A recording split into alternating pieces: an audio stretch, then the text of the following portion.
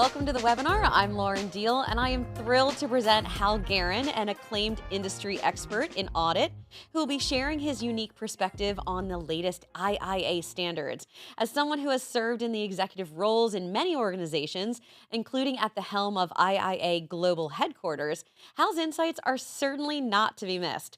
Throughout his illustrious career, Hal has consistently been recognized for his unmatched expertise, receiving endorsements from top-tier professionals like the former IIA CEO, Richard Chambers. Currently, as Managing Director of Audit Executive Advisory Services, Hal continues to contribute his valuable wisdom to diverse organizations within the industry. In this webinar, he's going to take us through a comprehensive review of the positive aspects of the new standards, as well as discuss the potential challenges and concerns guiding us through subjects often sidelined in other analyses. And guess what? You can be part of the conversation as well. You can be part of our Q&A session, and we invite participants to send in your questions in our Q&A session at the end of our webinar. So Hal, without any further ado, what do you say? It's time to get started. All right, let's get going. Thank you so much for that wonderful introduction, Lauren. It's a pleasure to be with you and with everyone today. A few preliminary comments I'd like to make before we get started. First, my apologies for those of you who had to make the decision of either working, watching March Madness basketball games, or this. I'm pleased you chose this. I was checking the scores, and all of the teams that are going on right now at least are winning for my bracket, so that's a good thing. Um, I did want to start by just also giving some quick background as to what gives me the credibility to speak about the IIA standards when I'm no longer a member of IIA staff. I did serve, as Lauren mentioned, in a leadership role on IIA staff. And from 2013 to 2016, I had direct responsibility from a staff perspective for the standards, guidance, and the entire IPPF. So the changes that were introduced in 2017 that many of you are obviously very familiar with, you can either thank or blame me in leading a group of volunteers to introducing a lot of those things, like the thing that was the mission of internal audit, the principles, the implementation guidance, and some of those things. Today, I am going to make the assumption that you've read the standards or have at least, scanned through them fairly thoroughly. There have been a number of webinars up till now that have given a lot of the background about the standards or told you what the standards cover. And I don't plan on doing that today. I think you've had ample opportunity to see that. If not, there are some webinar replays on the IIA's website, and I would encourage you to look at those. So today, we're going to talk about what I like. Now, these are going to be my opinions throughout. What I like from what I've seen in the final standards, what I find as most challenging, and my 10 biggest areas of concern or issues that I see. There are probably more, but these are the 10 from my perspective. So let's jump in. What I like, um, But before we do that, let's just kind of talk about some basics. The standards as they exist today are really the significant departure from my perspective is not the content. There is new content, don't get me wrong, but the biggest departure is the structure of the entire IPPF, not just the standards. There's the introduction of domains. There's the introduction. There's no separate implementation guidance. The implementation guidance has now been subsumed as part of the standards, and we'll talk about that some more in a little bit. There's no separate code of ethics. That is now domain two. And there's no definition of internal auditing. The definition existed from uh, was first introduced in 1999, and that definition has stood the test of time. Now we have a purpose of internal auditing that's replaced the definition and the mission of internal audit.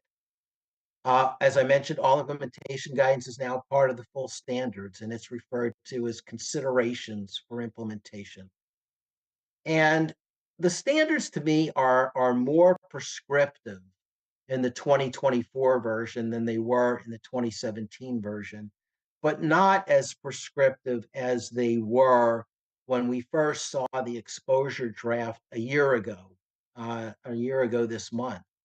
That was there was a lot of criticism the IIA received in terms of people, including myself, counting the number of times "must" was there, and it was a very prescriptive document. So things particularly specifically changed there. So what do I like from what I see? The IIA, the IIASB, that's the Internal Audit Standards Board. That's the board of people who work on the standards for the IIA, and they there was a lot of comment that came back into the IIA with regard to the what people as they reacted to the exposure. And I think the IIA and the IASB did a very good job taking the comments seriously. There's a very logical structure to the whole document around the domain structure, and I do like that. It's a very COSO-like type of document structured around domains. The third thing that I really like is that the standards are all linked to a principle. When the principles were introduced in 2017, and I was involved in that, we tried, but we were unsuccessful in taking the existing standards and being able to get a direct line of sight link backwards and forwards to the principles.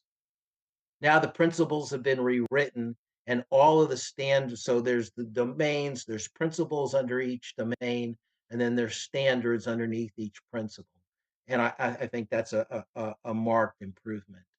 I do think that if you were in general conformance before, absent a few things that you're going to need to pay attention to, and we'll talk about some of those, I think you're likely going to be mostly in conformance now. That doesn't mean there isn't a good amount of work, and we'll also talk about that. I like that there is an expectation for a strategic plan. That is a new addition. A number of internal audit functions that I know have strategic plans, but there are many that don't. They have their annual audit plan, they justify their annual resources and things like that. And I think that is a significant positive, and I'll talk about that as well. And then the last thing is we all know that as internal auditors, we are supposed to demonstrate professional skepticism. I remember being, a young staff auditor and the CFO telling the entire internal audit group for the bank I worked for at the time that there were two things he wanted out of his internal auditors. He wanted them to be intellectually curious, and he wanted them to be professionally skeptical. And so that's going back more years than I'd like to publicly admit. But professional skepticism is a hallmark of the internal audit profession. I just did an article with ACI that is available that talks about professional skepticism and the challenges associated with it. as we try to also be trusted advisors. But I do like that there has been an addition with regard to professional skepticism. So I think with that, Lauren, our plan is to possibly go to our first polling question. Yeah, Hal, this is fantastic. It's nice to hear about what you're liking about the standards. And for you at home, we want to encourage you to be engaging with us. This is an opportunity for you to earn one CPE credit. In order to do that, we're going to pop up a question here in a second, and we're going to give you a little time to think about it, and then we'll release the answers.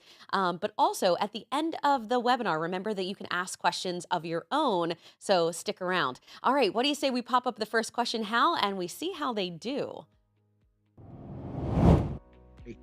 All right, the first question is, what is your function's level of conformance with the 2017 standards? The options are fully conforms, generally conforms, partially conforms, does not conform, doesn't follow or don't follow the IIA standards, or not applicable. We're going to give you a couple minutes to talk about this or think and answer, and we'll pop up the answers of the poll. Hal, what are your thoughts about what you assume is the level of conformance for most functions? Yeah, the first thing I'll say is, that there may be a hesitancy to admit, that you might not be in full conformance, and there's no list that's going to get generated from this. We're not going to, capture this and send it off to anybody. It's just a thumbnail indication. I think most people are going to be in the generally and partially conforms category. That's pretty normal. I mean, the when you have an EQA done, an external quality assessment done, there is no the highest you can get is generally conforms. And I remember being a CA when I was a CAE and getting my EQA done, and I remember having the conversation, but we were in full conformance, and the feedback being, well, the highest you can get is generally conforms. But I always wanted to have that one more thing like, no, we fully conform. So we'll see what everybody has to say, but that's my anticipation. Absolutely. All right. It sounds like the results are ready. And so we're going to go check those out and see what the percentage is. Remember that you can follow along. There's three total questions for the CP credit this webinar. So let's see what the answers are for this one. Oh, this is so interesting. How generally conforms. B, you were right with your assumption. But have no fear, Mhm. friends at home, if you are thinking, oh, I thought we were fully conformed. Is anyone really ever fully conforms? Like, is that something that is reachable? Yeah, it is because in large internal audit functions, and I'm talking about internal audit departments of 30, 40, 50 or more. There are some large global banks that have internal audit functions that number well into the hundreds. You have an infrastructure that supports your ability. And if you talk to some of those CAEs, they would have considered at least the 2017 version of the standards sort of a low bar. That doesn't mean that it isn't challenging for most internal audit functions, but I think the profession as a whole strives very hard to conform with the standards. So that's encouraging to see those results.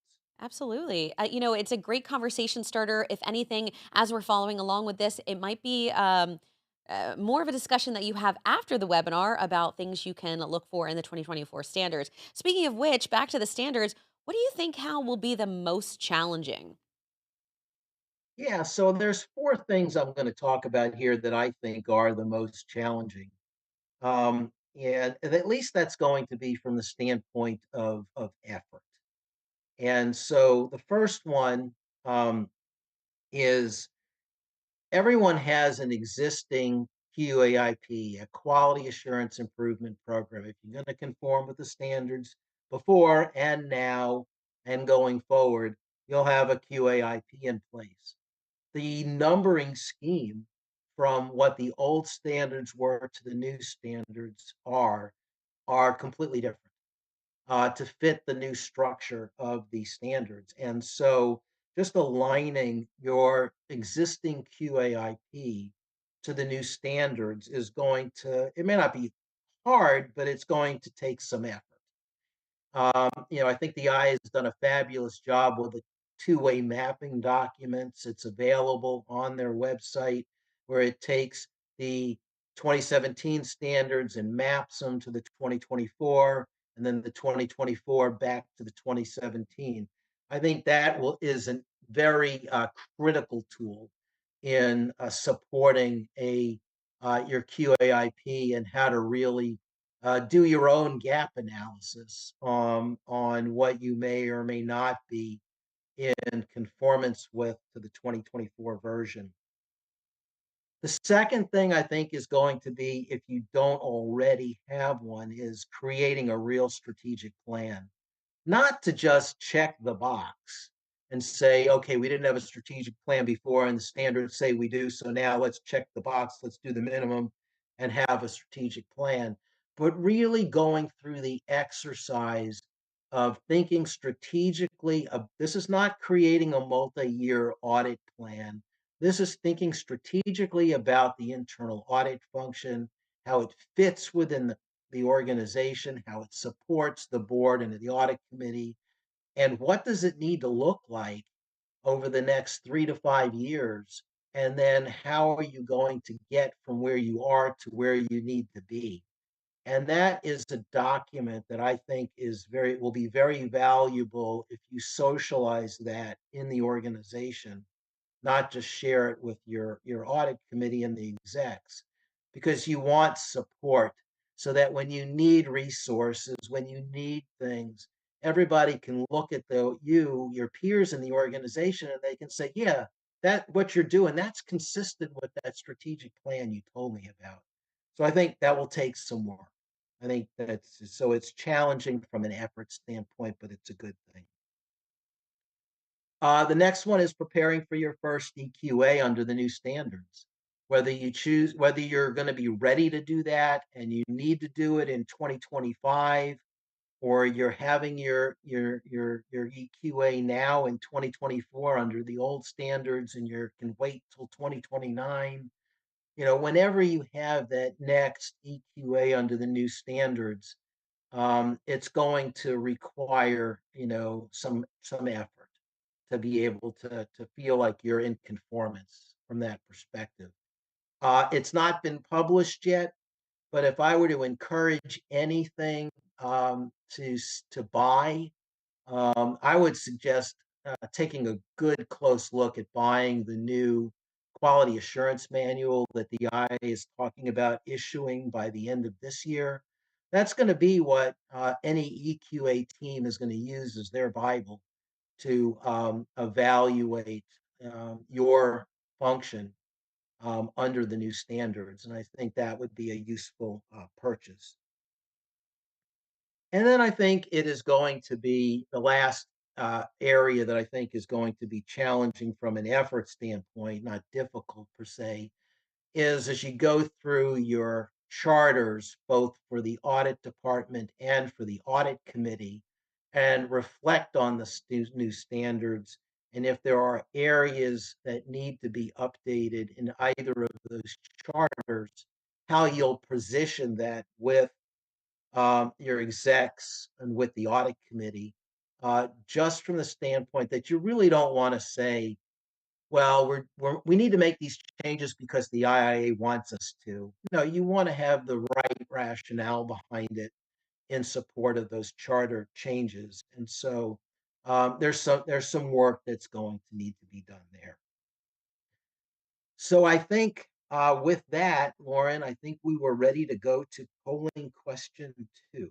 Yes. See, this is a great conversation, understanding the challenges that you are kind of foreseeing. And we're about to roll into our second question. So, everyone at home, get ready to answer. Again, this is for CPE credit. So, engagement is always fun. So, let's check out our next question and I can read it out loud to you.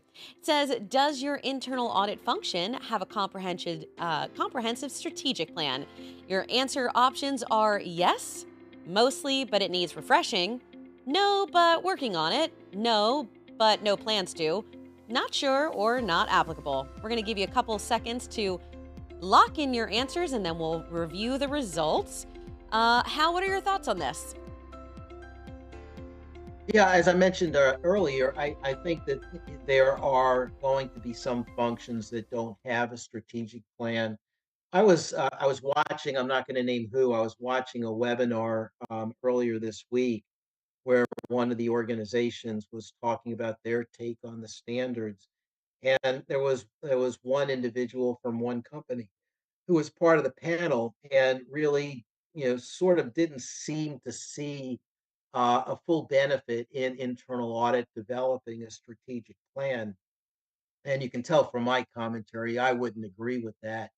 I think just like every other function, we need to be thinking strategically about how we're going to run internal audit. And especially when we think about how we want to, the justifications that we need in terms of why do we need the resources we need? Why do we need the training we need? Why do we need the competencies we need to execute? Why do we need to onboard new technology? And that is much better supported, with a long range or strategic plan than just by, going year to year through your audit plans. Absolutely. It's great to have a better understanding. And you know what? I'm seeing some of the answers roll in, so I think it's time to review the answers. Let's pop up the results. And oh, this is interesting. B and C seem to have the highest percentages. How did you expect those to be the answers? Yeah, I think so. I think even audit functions that feel pretty comfortable that they have been doing some strategic planning or mirroring the strategic planning activities in the organization. I think the fact that it's now air quotes, it's a requirement to do it, will get everybody kind of dusting off and rethinking about their approach to it. So there's certainly opportunity for everyone to, rethink it. Definitely. It's always a great chance to just re-clarify what's working and how to make your organization a little bit better. Now, this is something that I'm really excited about, Hal. You're going to do a top 10 of your biggest issues or concerns. And so, everyone at home, this is one you're going to want to take note of. Hal, what are you going to start us off with? All right, so this is not going to be a Letterman top 10. They're not necessarily in order. But and they probably won't be as funny as a Letterman top 10. But I guess the first one, let's talk about the fact that if you listen to the IIA, it sounds like the world will come to an end if you're not in conformance come January 2025. They expect full conformance by January 2025, and early adoption is certainly, a consideration. I don't disagree with that, but if we go back and look, not everybody's in full conformance with the standards today. So I think we need to be a little bit more understanding that it really doesn't become critical for you or important for you to really have a complete assessment of where you are in your level of conformance until your next external quality assessment. So if you're not going to be in full conformance or generally conform by January 2025, the world doesn't come to an end. Tell your administrative boss, CAE, whether that's the CEO, the CFO, or whatever C-suite individual you report into administratively. Um, Determine if you want to be in conformance with everything. There may be areas that you are don't think you agree with, don't think that it's right for your function, don't envision you being in conformance with in the foreseeable future, that's fine. Take a conform or explain approach. Explain where you're not going to be or what you need to do to be in conformance. Document your decision, get approval through your audit committee so everybody goes and says, yeah. And then when that EQA comes along sometime between 2025 and 2029, and you're not in full conformance, you'll be able to say, I know, and here's why, and here's where we agreed we weren't going to be. and my audit committee is okay with it, and here's where it's documented. It's okay. Not the end of the world. I'm glad that you're talking about that, Hal, just about, you know, conform or explain. Depending on your function, you're right. It might not be something that you're like, this fits our need. But I'm looking at your issue number two. Can you talk to us a little bit about that? Absolutely. So, as I mentioned before, this thing called implementation guidance goes away. And in every standard, now this is not intended, these are representative examples. It's not intended to you to read these little words on the screen there. Consideration for every standard has considerations for implementation and examples of evidence of conformance. And that's all good. It's all in one big document. It's 120 pages long, as you probably read through. Um, my concern is that those are considerations. Underscore the word consideration, and they're examples. Underscore the word examples. They are not mandatory. My concern is that by combining them in one document, people might start to treat them as also required, especially in industries that are heavily regulated, and the regulators look to the IIA standard as the gold standard for what you have to be doing as your internal audit function. My fear is that the word consideration and the word examples uh, you know, lose their meaning over time, and people start to look at those as also requirements. So I will stress these are not mandatory. The the principles and the standards themselves are, not the considerations and not the examples. That's interesting. I'm glad that we're kind of making them sound more like guidelines, things to maybe step into if it's fitting your function.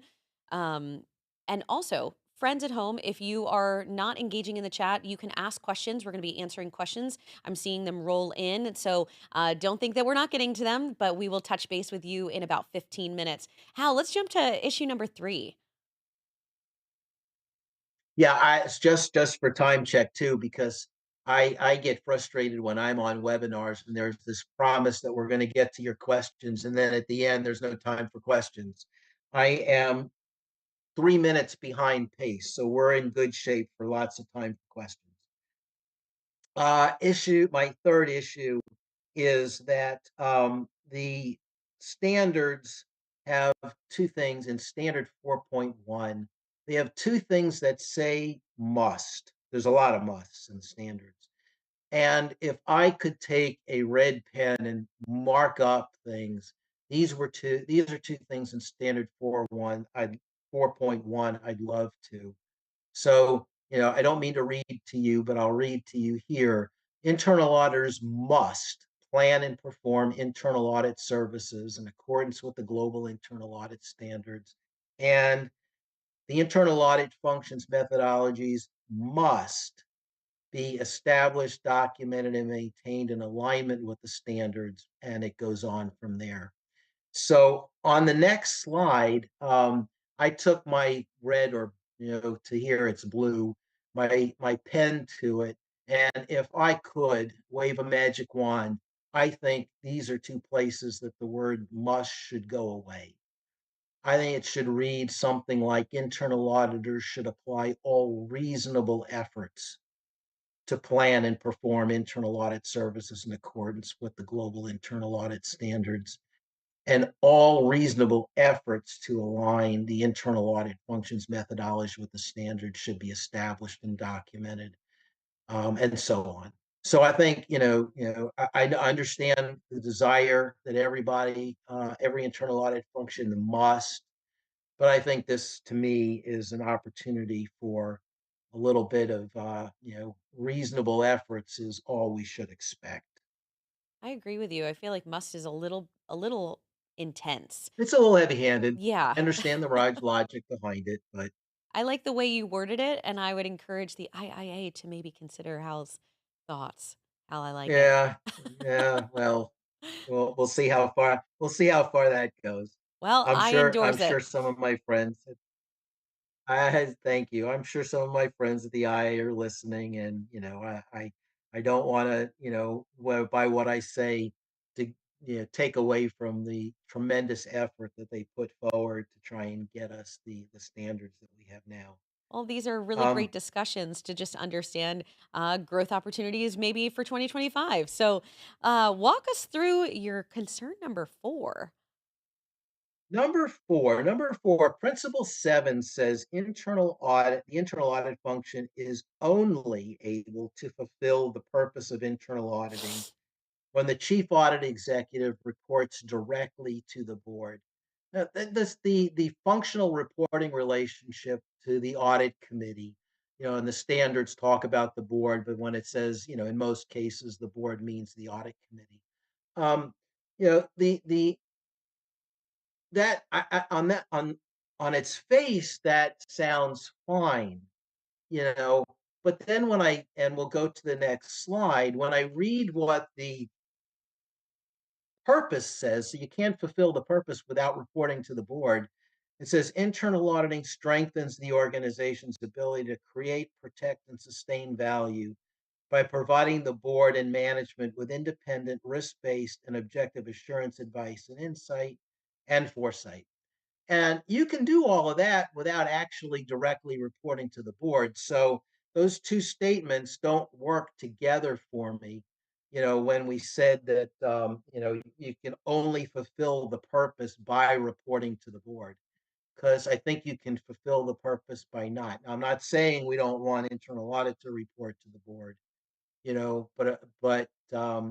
so I think it is important that the internal audit has its functional reporting relationship to the audit committee, its administrative reporting relationship into the CEO or other C-suite individual. But I think you can fulfill the purpose by not reporting to the board. That's interesting. So with that, I Mhm. think we were going to, no, we're not. Never mind. I Not thought we were quite going to go to yet. a I polling love question, the but we're not. excitement though, Hal. Yeah, I got ahead of myself there. So next one. Yeah, let's do number 5. Yeah, so standard 8.4 is on external quality assessment, or EQAs. And what it says is, when selecting the independent, and it's all fine. A lot of it is mirrors what the previous standard said. Um, there's two things I want to call out just to make sure everyone read it carefully and is aware. It is part of the standard that it says, when selecting the independent assessor or assessment team, the chief audit executive must ensure that at least one person holds an active CIA designation. So when you're going out into the marketplace and you're looking whether you're going to do a full external assessment, or you're going to do your own self-assessment and get an independent validation, an SAIV, of your self-assessment, at least one member of that team of quality assessors from outside the organization must hold an active CIA designation. I am not sure I agree with that, from the standpoint that there have been there are a number of people who I know who have been doing external quality assessments for years. They're very good at it. They'll be very good at it doing the an assessment under the 2024 standards, with the IIA's quality assessment manual as their guide, but they aren't CIAs. And I certainly don't expect them to go get their CIA designation just so they can continue to do EQAs. Or, as silly as this sounds, you've got exactly who you want to do your quality assessment. You know they're going to do a great job for you. They did a great job for you in the past. And you tell them, hey, can you go, hire somebody that's a CIA for a week? That's just a little sidebar to the, being silly about it. hire someone as a CIA for, a week so they can come work on the project a little bit so I can say, yes, one person holds a CIA. So I understand the logic behind it, but I don't think it should have been something that is a standard. But regardless, it is. So, pay attention. That's a The good thing to next item note. in this is that Yeah. even though it's not a requirement, it is in the considerations. It says completion of an external that completion of external quality assessment training recognized by the IIA. So, a to be determined on what quality assessment trainings other than those provided by the IIA will be recognized by the IIA, but your external quality assessment team has to have completed that training to be, at least it's a consideration. It doesn't, I said had to, you don't have to, but it is in the considerations. So the I is expecting you to consider, that as a element of your team being the AQA team being qualified to do an external assessment. I think that's the bottom line. We're just looking for qualified people to be checking the boxes, making sure that what they're doing, they are qualified to even be doing. So I'm glad that we're walking through each of Right. these standards and just having a better understanding of just some key words or some phrases that you should be maybe highlighting or keeping note of. And speaking of keeping note, it is the portion of our show that we're going to ask you two CPE questions. And so get ready if you are in the live Zoom. This is where we're taking our poll results, but you can always play along in the chat with YouTube and LinkedIn as well. We like to see you engage. So let's check out our next question. This question is, when was your last EQA?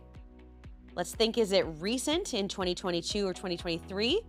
Going a little farther back, 2020 or 2021? 2019 or before?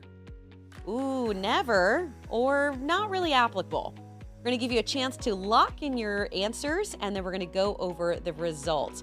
Hal, what are your thoughts as to your predictions for the percentages about to roll in? Yeah, I think it's going to be fairly equally distributed between the various year options. I think one of the things that's been interesting for me is that if it's been suggested that if your 5 years are not up since your last EQA, you can still exercise the option of having your EQA done under the old standards in 2024, since the new standards don't take effect till January 2025. Um, and so, yes, that is an option.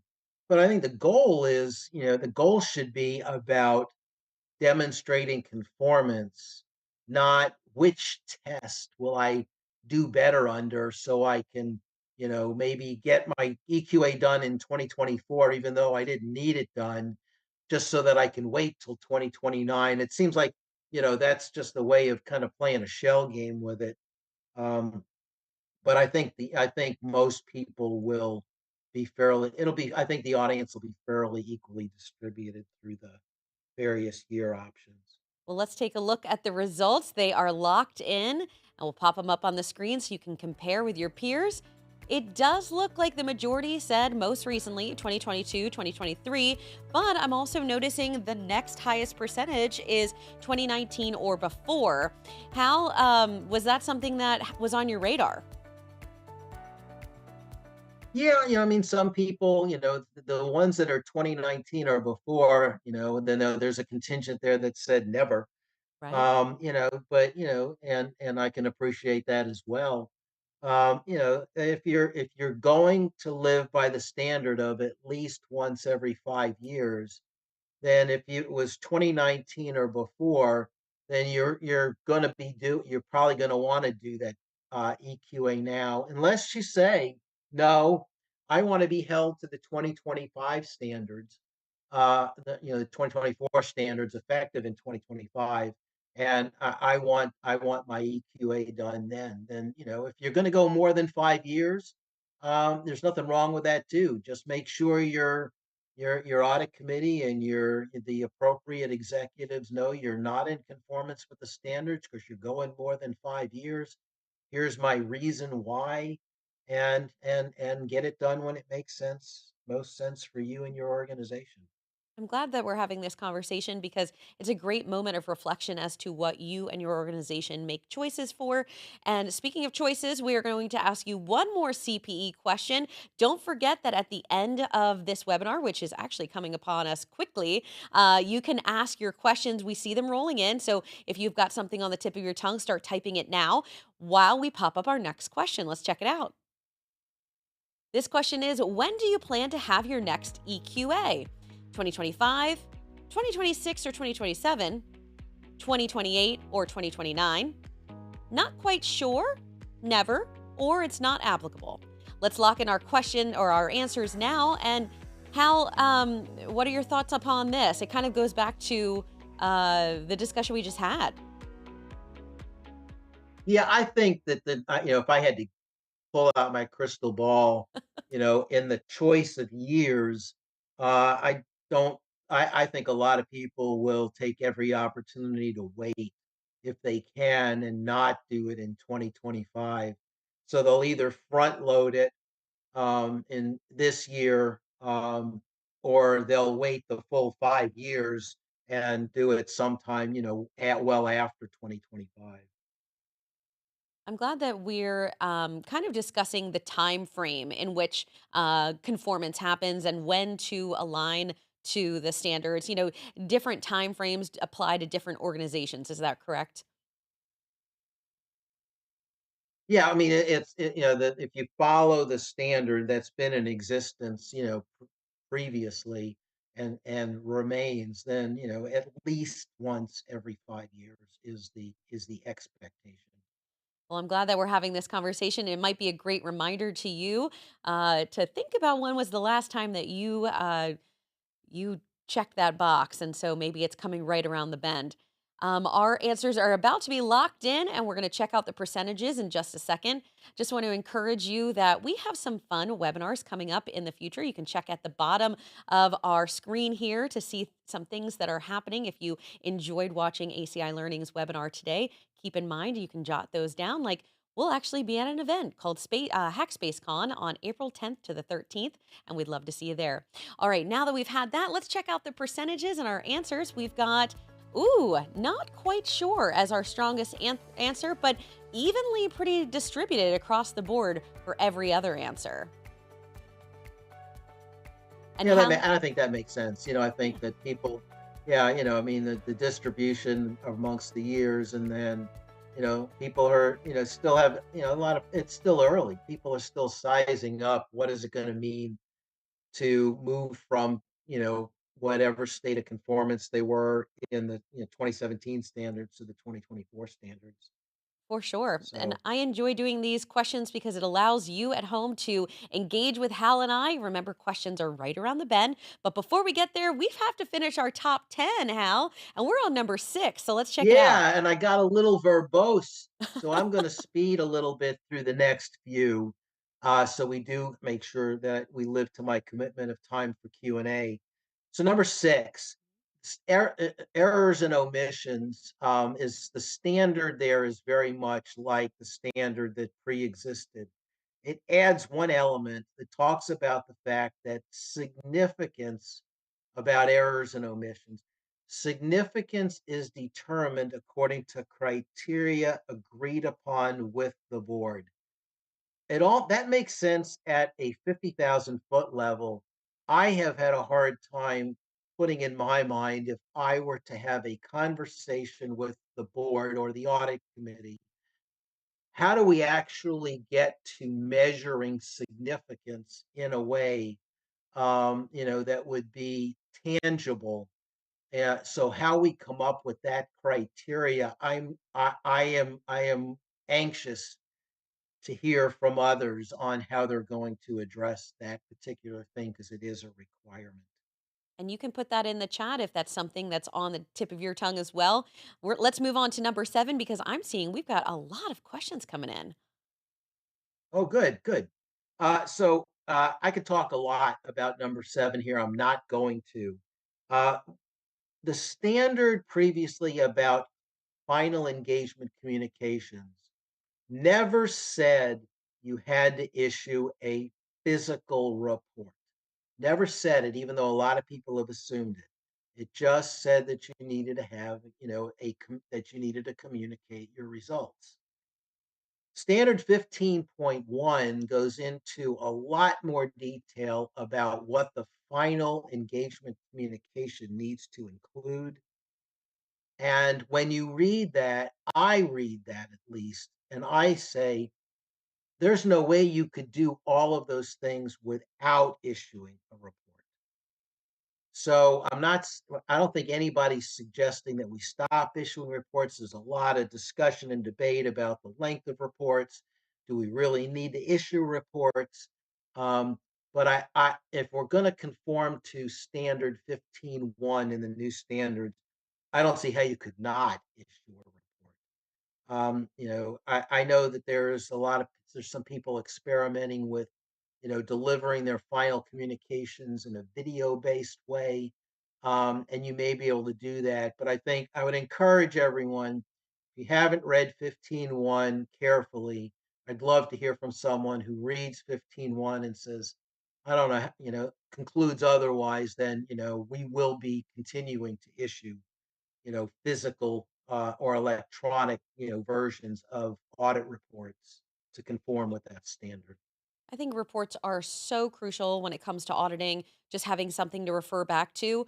And if it is in video format, that is very creative, but how accessible might it be in the future to reference again? And our next conversation for concern number 8 brings up the idea of integrity. So I'm curious what your thoughts are about that. Yeah. The IIA in has a glossary in the standards, always has, and the glossary in the new standards is expanded quite a bit. And the glossary defines the word integrity. And I don't disagree with everything that's there. It says behavior characterized by adherence to moral and ethical principles, including demonstrating honesty. I just wish that it was a full stop there, because it also says, and the professional courage to act based on relevant facts. I don't disagree that professional courage to act based on relevant facts is critical to the internal audit profession, and that's what we're supposed to do. But I think I can demonstrate integrity without the professional courage to act on relevant facts. It would be good if I did, but to define integrity by including that tack on, I think it is a concern of mine. I'm glad we're taking note of that. And I'm curious of what you think at home. Put it in the chat as to how you feel as well. We're moving on to number 9. Um, we have So, two more. yeah, Ooh, quickly, number 9. We had a definition in the 2017 standards. We had a definition of internal auditing, ing, the act of doing the work, the verb, internal auditing. And in the 2017 version, we had a mission of internal audit, full stop. That is what is the mission of the function of internal audit. The definition has gone away, the mission has gone away, and it's all been subsumed in the purpose of internal auditing. And to me, it's maybe a nit, but to me, the purpose should be of the function. It should be the purpose of internal audit, period. Not the purpose of internal auditing, the work itself. And when I read the purpose, and when you read the purpose, to me, that's the purpose why the function exists, not the work. So if I had my magic wand and waved it, it would be the definition of internal audit, period, not the purpose of internal auditing. it's so interesting how just a slight change can make such a huge difference. And so I'm glad that you're calling that out so that we're a little bit more aware of how big of an impact that actually can be. Speaking of impact, let's talk about your concern number 10. And the last one. So yeah, this is the to be determined piece. And alarm bells have been going off with everybody that I talk to, and I do talk to a fair number of chief audit executives on an ongoing basis. We have not seen topical requirements issued, but it is an element coming, and it is an element of the 2024 standards. It is part of domain 5 performing. And so these will be topics that the IIA is working on. The first one, they're talking about it being on cybersecurity, that we'll see sometime later this year. Uh, that these topical requirements will be exposed. There will be a comment period, and then they will be either re-exposed or issued based on the exposure period. What the IA has said is that you do not have to have any of the topics of these topical requirements that get issued in your plan. But if you do, then you will have to include what it says as part of your scope. And so these will be mandatory if the topics are in your plan. My concern is that, and the concern I'm hearing from chief audit executives is that if these were guidance, the profession needs as much guidance as possible to be that we can be effective in the jobs we do. Please tell us all the guidance you have. But when you start telling me as a CAE what I have to include in scope, that could be a bridge too far. We don't know. We'll see what the actual things actually say. But I think it is gotten the attention of a lot of people. What these things. There's smart people that are working on these things. I have no doubt that they won't be quality things. The real question is semantics. Does the profession want from the IIA guidance, or does it want prescriptive intrusions? I'll call it that, into what internal auditors have to include in the scope of their audits. Great conversations, truly, Hal. Having your top 10 concerns, and I hope that you kind of took some notes as well at home, just to kind of keep awareness as 2024 rolls out, and to see how this affects your function. Now, this is the part of our program where we open up the floodgates to questions, and we have a bunch who have written in. We're excited to jump right in. Time is not over yet. We have still about 7 minutes until we wrap up our webinar. If you have questions, please drop them in the chat. Let's jump into Ghana from Zoom. They say, is there such a thing as full conformance? And we did kind of touch upon this, Hal, so maybe we'll zip past this one with just a quick response. Yeah, I think there is such a thing as full conformance. I if you do everything the standards say and you can demonstrate you do them, you can be in full conformance. At least up till now, anybody who's doing an EQA and the IIA's quality assurance manual talks about does not, that your three choices as a provider of assurance quality assurance services is generally conforms, partially conforms, or does not conform. And so the highest you can get is generally conforms, but you certainly could be in full conformance, and I have no internal audit functions that are.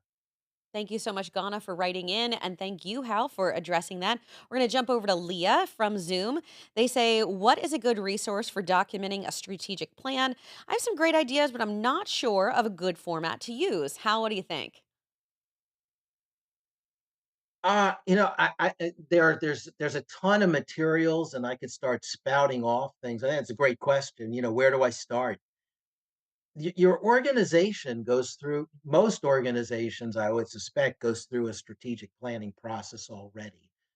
And you want to, I think you want to do your strategic planning activity in such a way that it mirrors what your organization's strategic planning process is, because that way it's familiar to the organization.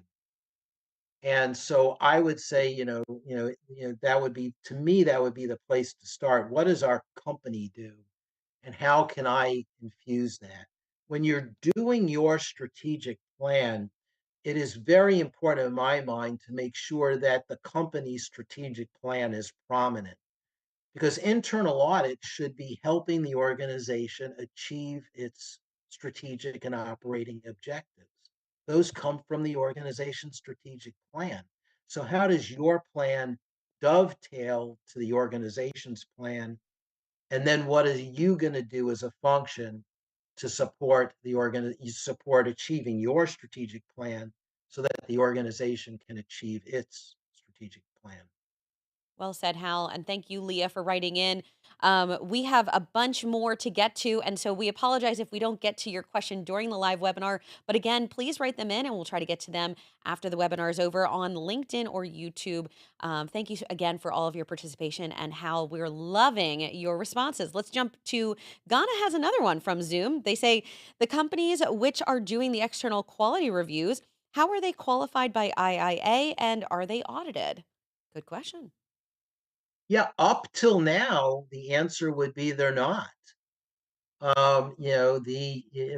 up to the CAE to decide, if you want a full EQA or if you're going to do a self-assessment with independent validation. And you hire whoever you think is going to do the right job for you. And there was no, validation or, a test to demonstrate that an EQA provider was, doing a good job by whoever would set a standard for doing that. And I think there's, in a roundabout way, the eye is getting there by expecting that, the EQA team, although it is a consideration for conformance, it's not a requirement. We did talk about, the EQA team, would need to be, have gone through some training that have been approved by the IIA, whether it's IIA training or some other provider. So, to a degree, that's a to be determined. But the short answer is, I think it still is. You get who you think will do the job you need to have done for you. Fantastic answer, Hal. And again, thank you so much to everyone who's written in. We have time for one more. But if you enjoyed this webinar, don't fear, there's one coming up your way shortly. So check out our lower third to see what's coming next or coming soon. Let's check out this one. This is from Anonymous from Zoom. They say, can an audit shop choose to be out of compliance with requirements for 8.4 in their EQA? Curious about this one. I think you can choose to be in nonconformance with any of it. And you could on the 2017 standards and certainly on the 2024 standards. I don't encourage, people to, proactively seek out to not conform. I think it is in the best interest of the profession and you as an internal audit function to conform in everywhere you can. But where you can't, because there are restrictions in your ability to be able to, maybe from a resourcing standpoint, from a competency standpoint, um, or for whatever reason, something is just not going to be something your organization or you support, then take a conform or explain approach. And those areas that you're not going to conform, have an explanation as to why. Make sure your administrative boss, be the CEO, CFO, whoever that is, your functional boss, the audit committee, know and agree that that is fine for you not to conform on those aspects where you're not going to be in conformance for whatever reason. And then from there, when your next EQA happens, share that documentation with the EQA team so that they know right up front. I know where I'm not in conformance. I can tell you before you even start your work. And this is the diligence exercise we've gone through on our end, so that you know. Absolutely. I'm enjoying this Great conversation. question. Due diligence and communication is powerful. And speaking of communication, we appreciate your time walking through your concerns, your issues, and what you like about the 2024 standards with the IIA. Hal, thank you so much for joining us. And thank you at home for engaging with our CPE questions and asking questions of Hal. Hal, thank you again for joining us. And everyone at home, thanks for joining us.